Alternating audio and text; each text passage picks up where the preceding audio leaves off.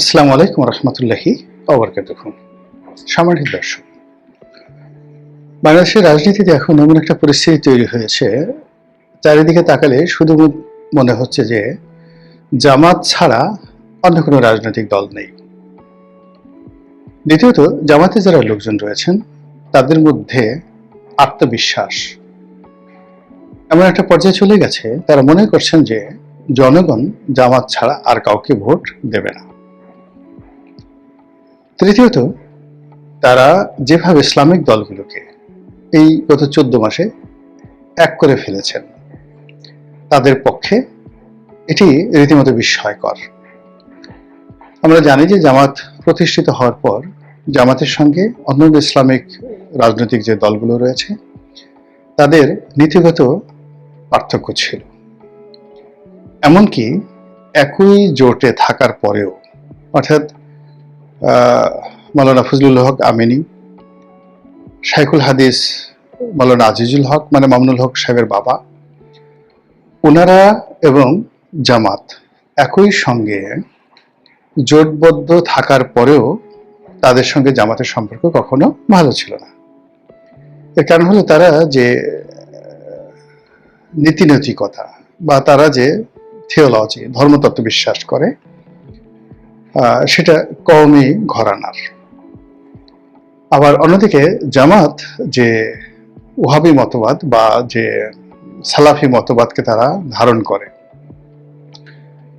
সেটাকে মামুনুল হক সাহেবের বাবা বা অন্যান্য যারা ছিলেন বা এখন যারা আছেন তারা এটাকে বাতিল ফেকরা মনে করেন যে এটা ইসলাম বিরুদ্ধ। ফলে পাশাপাশি থাকার সত্ত্বেও তাদের মধ্যে নিদারুণ বাকবিতণ্ডা হতো।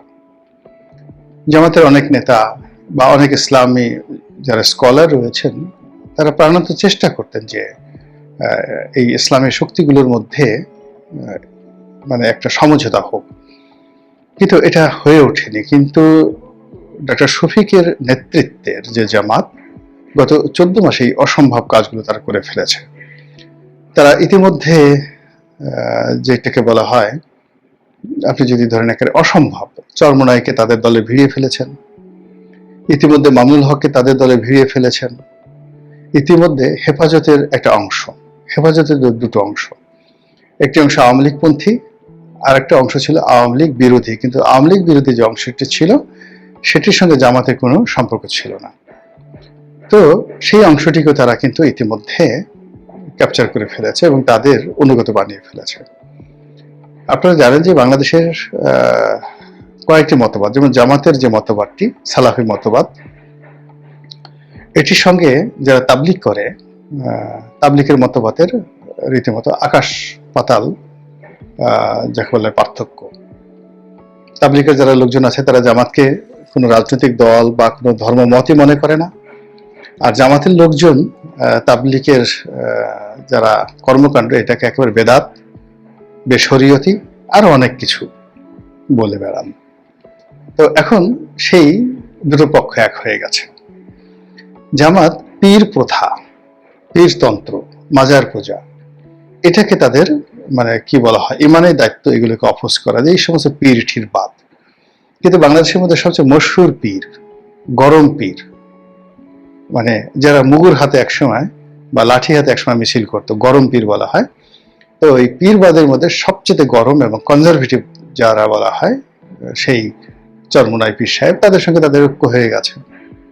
তো যেখানে চরমোনাই পীর সাহেবদের সঙ্গে তাদের ঐক্য হয়ে গেছে, আট্রসের সঙ্গে ঐক্য হওয়া কিংবা ফুলতুলি পীর সাহেবের সঙ্গে ঐক্য হওয়া, তারপরে অন্যান্য যে সকল বড় বড় যাকে বলা হয় পীর আছেন বাংলাদেশে, তাদের সঙ্গে ঐক্য হওয়ার সময়ের বিষয়, এটা এই সময়ের মধ্যে হয়ে গেছে। এর বাইরে অন্য যে সকল গ্রুপ রয়েছে, যেমন আহলে সুন্নাত ওয়াল জামাত, তো আহলে সুন্নাত ওয়াল জামাতের সঙ্গে তারা মানে জামাতের যারা লোকজন, এদের শত্রুতা বলতে গেলে অনাদিকালের, প্রাচীনকালের। কিন্তু আহলে সুন্নাত ওয়াল জামাতের খুব অল্প মানুষই নেতৃত্বের পর্যায়ে এখন জামাতের বিরোধিতা করে। সেটা মবের কারণে হতে পারে, ভয়ের কারণে হতে পারে, অন্য যে কোনো কারণে হতে পারে। এখন আর জামাতকে কাফের বলে গালি দিয়ে আহলে সুন্নাত ওয়াল জামাতের যে মাহফিলগুলোতে উচ্চবাচ্য করা হচ্ছে না। তো এটা পক্ষে আনা যায়নি, কয়েকজনকে কিন্তু মোটামুটি নিউট্রাল করে দেয়া হয়েছে।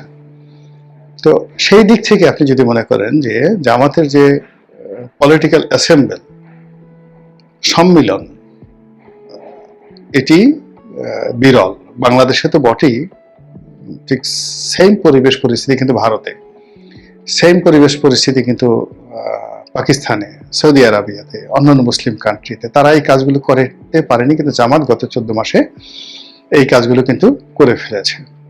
বিএনপি প্রাণান্ত চেষ্টা করছে জামাতের এই ঐক্য ভেঙে দেওয়ার জন্য, কিন্তু বিএনপির এই বিষয়ে তাদের টেকনিক্যাল নলেজ নেই। ধর্ম সম্পর্কে, ধর্মীয় রাজনীতি সম্পর্কে, কোরআন হাদিস ইজমা সম্পর্কে, বা ধর্মীয় গোষ্ঠীগুলো কি কি বিষয়গুলো নিয়ে বিভেদ করে, বিসংবাদ করে, এইরকম জানাশোনা কোন পলিটিক্যাল লিডার বিএনপির মধ্যে নেই। আবার এই সমস্ত বিষয় যারা জানেন তাদের সঙ্গে বিএনপির কোনো সম্পর্ক নেই। ফলে বিএনপি এই জায়গাটা দিয়ে রীতিমতো একেবারে অসহায়, দুর্বল এবং কাঙালের মতো তারা ঘোরাফেরা করছে, এবং তারা একবার মামুনুল হক সাহেবকে নিচ্ছেন, আবার একটু পরে মামুনুল হক সাহেব চলে যাচ্ছেন। দ্বিতীয়ত, অন্যান্য যে সকল ছোট ছোট রাজনৈতিক দলগুলো রয়েছে, যেমন ধরেন গণ অধিকার পরিষদ, তারপরে যেগুলো এখনো পর্যন্ত বিএনপির পক্ষে আছে প্রকাশ্যে, কিন্তু শেষ পর্যন্ত জামাত যদি তাদেরকে ডাকে, ভোটের মাঠের অবস্থা যদি জামাত এখন যে অবস্থা আছে তার সাথে আরো ফেভারেবল হয়ে যায়, তাহলে অন্তত পক্ষে, আমি নাম বললাম না, ছোট ছোট যে সকল রাজনৈতিক দলগুলো এখন বিএনপির সঙ্গে আছে, তারা হাতে গোনা 2-1 ছাড়া কেউ বিএনপির সঙ্গে থাকবে না। সবাই কিন্তু জামাতের সঙ্গে চলে আসবে, বিএনপি পুরো মাঠে একা হয়ে যাবে, পুরো মাঠে একা হয়ে যাবে। এবং একা হয়ে যাওয়ার ফলে কি হলো, সেক্ষেত্রে তাদের জন্য আরো ভয়ঙ্কর অবস্থা তৈরি হয়ে যাবে। এর কারণ হলো, ইতিমধ্যে বিভিন্ন জায়গাতে শরিকদেরকে সিট দেওয়ার জন্য বিএনপি যে জায়গাগুলো খালি রেখেছে, ওখানে বিএনপির প্রার্থীরা মানসিকভাবে দুর্বল হয়ে পড়েছে, অভিমান করেছে, নিজেদেরকে গুটিয়ে নিয়েছে। আর যে সকল জায়গাতে বিএনপির প্রার্থীদের মধ্যে বিভেদ আছে, প্রতিযোগিতা আছে, বিসংবাদ আছে, মারামারি, কাটাকাটি, হানাহানি আছে, ওই জায়গাগুলোতে জামাত এবং তাদের যারা সহযোগী রয়েছে তারা ইজিলি অনেক কিছু করতে পারবে। এখানে জামাত, আমার যেটা বিশ্বাস, যে জামাত যেহেতু প্রশাসন অত্যন্ত গুরুত্বপূর্ণ একটা স্টেক হোল্ডার, দ্বিতীয়ত তাদের প্রশিক্ষিত ক্যাডার বাহিনী আছে, তৃতীয়ত তাদের আর অনেক কিছু আছে, মানে যেগুলো শব্দ করে, অনেক কিছু তাদের আছে এই মুহূর্তে, আর অর্থ আছে। তো সেক্ষেত্রে তারা হয়তো সেই শেখ হাসিনার পন্থায় অবলম্বন করবে, বা সালাউদ্দিন কাদের চৌধুরী সাহেবের পন্থা অবলম্বন করবে। আসসালামু আলাইকুম চাচা, আপনি আমাকে ভোট দেবেন? আমরা শুনেছি, এটা সত্য মিথ্যা আল্লাহ মাফ করুক, ভোট দেবেন? হ্যাঁ চাচা, আপনাকে তো ভোট দেবো। তাহলে আর ভোট কেন্দ্রে যাওয়া দোকানে, ভোট আমি পেয়ে গেছি। তো জামাত যদি বলে যে ঠিক আছে, আসসালামু আলাইকুম ভাই সাহেব, কেমন আছেন, আমরা তো চেষ্টা করছি, দেখেন বিএনপি এইভাবে লুটপাট করছে, আওয়ামী লীগ এভাবে লুটপাট করেছে, একদিকে চাঁদাবাজি, এদিকেও চাঁদাবাজি, এদিকেও চাঁদাবাজি, এক জাহেল গেছে, আর এক জাহেল আসছে। তো সাধারণ মানুষ বলবে যে হ্যাঁ হ্যাঁ ঠিকই তো, তো সেক্ষেত্রে আপনার কি একটু জামাতকে ভোট দেওয়া উচিত না? এই নেন একটা কোরআন শরীফ নেন। লোকজন বলবে হ্যাঁ ভালোই তো, ঠিক আছে, অসুবিধা নেই, যাওয়ার দরকার নেই, ভোট আমরা পেয়ে গেছি, মনে মনে বললেন। তো এই যে ভোট পাওয়া, ভোট গ্রহণ করা, রেজাল্ট শিট তৈরি করা এবং ভোট ডিক্লেয়ার করা, এটা যে তাদের জন্য কত সহজ, এবং এটা আওয়ামী লীগ থেকে তারা কত সুন্দরভাবে শিখেছে, এবং আওয়ামী লীগের আরো কত সুন্দরভাবে তারা করতে পারে, ইতিমধ্যে তার মহড়া হয়ে গেছে এবং এটা সফল হয়েছে, পরীক্ষা সফল হয়েছে বিশ্ববিদ্যালয়গুলোতে। কাজেই বিএনপি তখন সেই সময়টাতে আঙুল চুষা ছাড়া আর হাউমা করে কান্নাকাটি ছাড়া, গড়াগড়ি করা ছাড়া আর কোনো উপায় থাকবে না। ফলে এই সম্ভাবনার ক্ষেত্রে জামাত এখন একটা ঐতিহাসিক অবস্থায় রয়েছে। তৃতীয়ত হলো যে বিশ্ব রাজনীতি এখন জামাতের ফেভারে। বিএনপি এখনো পর্যন্ত ভারতের সাথে বন্ধুত্ব করতে পারেনি। জামাতকে যদি আপনি কনজারভেটিভ দল বলেন, জঙ্গি দল বলেন, ইসলামপন্থী দল বলেন, কিন্তু তারপরেও তাদের যে ডিপ্লোমেসি, সেই ডিপ্লোমেসিতে তারা ভারতের বিভিন্ন গ্রুপের সঙ্গে তাদের যে কমিউনিকেশন, সেটা বিএনপি চেয়ে তারা অনেক অনেক অংশে এগিয়ে আছে, গোপনে এবং প্রকাশ্যে, সব দিক থেকে। এরপর আপনি যদি পাকিস্তানের কথা চিন্তা করেন, পাকিস্তান তো জামাত ছাড়া কিছুই বোঝে না। এখানে ডক্টর মোহাম্মদ ইউনূস বলেন, অন্যান্য যা কিছু বলেন, তারা কিন্তু এই যে পাকিস্তানের সাথে যে সম্পর্কগুলো দেখছেন এই মুহূর্তে রাষ্ট্রের, এটা কিন্তু থ্রু অথবা ভাইয়া জামাতের মাধ্যমে। এই জায়গাটিতে পাকিস্তানের হয়তো সফট কর্নার আছে বিএনপির সঙ্গে, কিন্তু বিএনপি তো এরকম পাকিস্তানপন্থী কোনো রাজনীতিবিদ কৌশলগত সম্পর্ক যেভাবে জামাতের সাথে আছে, ওই সম্পর্কটি তারা স্থাপন করতে পারেনি। চীন এখানে যে আসে তাকে মেনে নেবে, তারা সবার সাথে, তারা বিএনপি, আওয়ামী লীগ, জামাত সবার সাথে একটা সম্পর্ক স্থাপন করে চলেছে। কিন্তু সমস্যা হয়ে গেছে কানাডা এবং আমেরিকাতে। কানাডা এবং আমেরিকা প্রথম থেকেই, সেই 2001 সন থেকেই ধীরে ধীরে ধীরে ধীরে বিএনপির সম্পর্কে তাদের একটা নেতিবাচক ধারণা রয়েছে। বিশেষ করে তারেক রহমান সাহেব আমেরিকাতে যেতে পারবেন কি পারবেন না, এটা নিয়ে নানা রকম কথাবার্তা আছে। তিনি কি আমেরিকাতে নিষিদ্ধ, বা তাকে কি ভিসা দেওয়া হবে না, এই বিষয়গুলো নানা কথাবার্তা কিন্তু চলছে।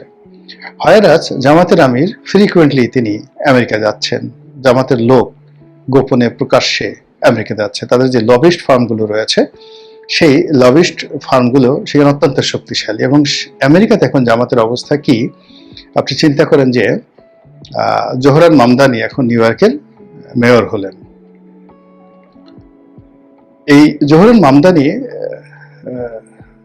তার যে নির্বাচন, সে নির্বাচনের পরে তিনি এক ভদ্র মহিলার নাম তিনি কৃতজ্ঞতা সহকারে স্মরণ করেছেন, যে তার এই নির্বাচনের পেছনে বাংলাদেশি আন্টি, একজন বাংলাদেশি আন্টি অনেক সাহায্য করেছে, সহযোগিতা করেছেন, কাজেই thank you aunty, thank you aunty. আপনারা কি জানেন সেই বাংলাদেশি আন্টি কে? সেই বাংলাদেশি আন্টি হলেন এই মীর কাসিম আলী সাহেবের স্ত্রী, এখন যে ব্যারিস্টার আরমান, তার মা। মীর কাসিম আলী সাহেব যখন স্বাধীনতার পরে প্রথম ছাত্র শিবির হলো, তার সভাপতি আর ছাত্রী সংস্থার প্রধান ছিলেন এই বাংলাদেশি আন্টি মীর কাসিমের স্ত্রী। তো তিনি এখন আমেরিকার রাজনীতিতে নিউ ইয়র্কের মেয়রের গুড বুকে, এবং তাকে নির্বাচিত করার পেছনে যেখানে বাংলাদেশি আন্টি হিসেবে জামাতের মীর কাসিম আলীর স্ত্রী এত গুরুত্বপূর্ণ ভূমিকা পালন করতে পারে, কাজেই আমেরিকাতে জামাত কোন অবস্থায় আছে। আর সেই তুলনায় জামাতের যারা প্রতিপক্ষ এই মুহূর্তে রয়েছে বিএনপি, তারা আমেরিকাতে কোন অবস্থা আছে একটু ভেবে দেখুন তো। ফলে কাজেই আমেরিকা এবং কানাডার যে রাজনীতি, সেই রাজনীতিতে এখন জামাতকে যদি আপনি 100 পয়েন্ট দেন, বিএনপিকে আপনি 5টি পয়েন্ট দেওয়ার মতো অবস্থা বিএনপির সেখানে নেই। এবং মির্জা ফখরুল সাহেব যখন গেলেন ডক্টর মোহাম্মদ ইউনূসের সাথে, তখন তিনি সেটা বুঝে আসছেন। এখন সেই আমেরিকাতে জামাতের যে রমরম অবস্থা, সেটাকে চ্যালেঞ্জ জানাতে পারে কেবলমাত্র আওয়ামী লীগ। আর যেটা বিএনপি সন্দেহ করছে যে আওয়ামী লীগ এবং জামাত তাদের যেখানে যেখানে দরকার তারা একসাথে কাজ করে। যেমন ইংল্যান্ডে গিয়ে দেখেন, ইংল্যান্ডে জামাতের বিরাট সংগঠন রয়েছে, এবং সেখানে বিএনপি নয়, জামাতের ঘনিষ্ঠ বন্ধু হলো আওয়ামী লীগ। সারা বাংলাদেশে যাই থাকুক না কেন, কিন্তু ইংল্যান্ডে জামাতের সাথে আওয়ামী লীগের ঘনিষ্ঠ বন্ধুত্ব রয়েছে। আপনি চিন্তা করেন যে এই যে জামাতের আমির, তার তিনি একটা হাসপাতালের share holder, Sylhet medical college, Oman medical college. এখানে প্রায় 70-80 জন পরিচালক রয়েছেন। এই 70-80 জন পরিচালকের মধ্যে বেশিরভাগই হলো আওয়ামী লীগের লোকজন। তো সেই আওয়ামী লীগের লোকজনের মধ্যে জামাতের আমির তিনিও আছেন, আজকে থেকে নয়, আওয়ামী লীগ জমানা থেকে বা আরো অনেক আগের থেকে। তো বুঝার চেষ্টা করেন যে সিলেটের রাজনীতি এবং সিলেট কেন্দ্রিক লন্ডনের রাজনীতি, এবং ওই যে সিলেট ওমেন্স মেডিকেল কলেজ, ওটার বেশিরভাগ শেয়ার হোল্ডার ইংল্যান্ডে থাকেন। তো কাজী ইংল্যান্ডের আওয়ামী লীগ, এই যে এখন যে সমস্ত লোকজন ইংল্যান্ডে আছেন, গিয়ে দেখেন যে অনেকে জামাতের আশ্রয়ে আছেন, প্রশ্রয়ে আছেন। আবার যেখানে যেখানে জামাতের আশ্রয় প্রশ্রয় দরকার সেখানে তারা আওয়ামী লীগের আশ্রয় নিচ্ছেন, প্রশ্রয় নিচ্ছেন। এই হলো জামাত। আমেরিকার ক্ষেত্রেও ঠিক সেম জিনিসটি তাদের ক্ষেত্রে প্রযোজ্য। এবং এটা এখন বিএনপি সন্দেহ করছে, কিন্তু এই ঘটনা বাংলাদেশেও কিন্তু আরো বেশি ঘটছে। অর্থাৎ আওয়ামী লীগের সঙ্গে বিএনপির একটা শত্রুতা জামাত তৈরি করে দিয়েছে। এবং যত মামলাগুলো হয়েছে, একটা মামলা এনসিপি করেনি, একটা মামলা জামাত করেনি। যত মামলা, সব মামলার বাদী বিএনপি যারা লোকজন আছে। তাহলে আগামীতে যদি আওয়ামী লীগ কোনো সুযোগ সুবিধা পায়, ডলারটা কাদেরকে দেবে? বিএনপি লোকজনকে দেবে। এখন তারেক রহমান সাহেবকে আওয়ামী লীগের লোকজন কেন গালাগাল করছে? এই কারণে গালাগাল করছে।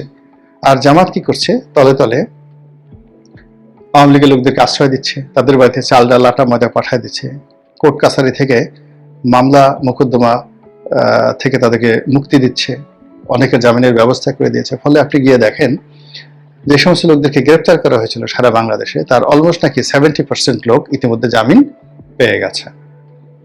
আর অন্যদিকে যে সমস্ত মানুষ জেলখানাতে আছে তাদেরকে মূলত সরকারকে বোঝানোর জন্য তাদেরকে ধরে আনা হয়েছে। তারা বিএনপিও করে না, জামাতও করে না, আওয়ামী লীগও করে না, তারা সাধারণ জনগণ। এখন সরকারের পক্ষ থেকে আওয়ামী লীগ ধরতে হবে, 20-25 জন আওয়ামী লীগ ধরে দেখাতে হবে, পত্রিকাতে আওয়ামী লীগের লোকজন ধরা হয়েছে, এই জন্য হাতের কাছে যাকে পেয়েছে তাকে ধরে নিয়ে আসছে।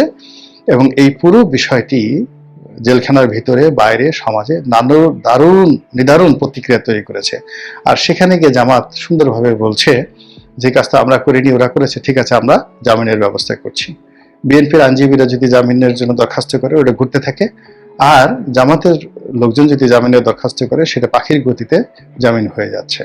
তো এই সব মিলিয়ে আন্তর্জাতিক অঙ্গনে, আমাদের প্রশাসনে, আমাদের ব্যাংক বিমাতে, আমাদের ভোটের ময়দানে এবং বাংলাদেশের সাথে সংশ্লিষ্ট কূটনৈতিক অঙ্গনে জামাত এই মুহূর্তে যে দাপট দেখাচ্ছে বা সবকিছু যেভাবে তাদের ফেভারে রেখেছে, আপনার কাছে কি মনে হয় যে তার সঙ্গে টেক্কা দিয়ে বিএনপি খুব ভালো কিছু করতে পেরেছে? বা আগামী যেতে নির্বাচনের আগে যে কয়টা দিন আছে, এই কয়টা দিনে বিএনপি খুব দ্রুত জামাতের এই যে সফলতাগুলো, কর্মকাণ্ডগুলো তার অতিক্রম করতে পারবে? যদি না পারে তাহলে সেক্ষেত্রে ফলাফল কি হতে পারে আশা করি আপনারা সবাই বুঝতে পেরেছেন। আসসালামু আলাইকুম ওয়া রাহমাতুল্লাহি ওয়া বারাকাতুহু।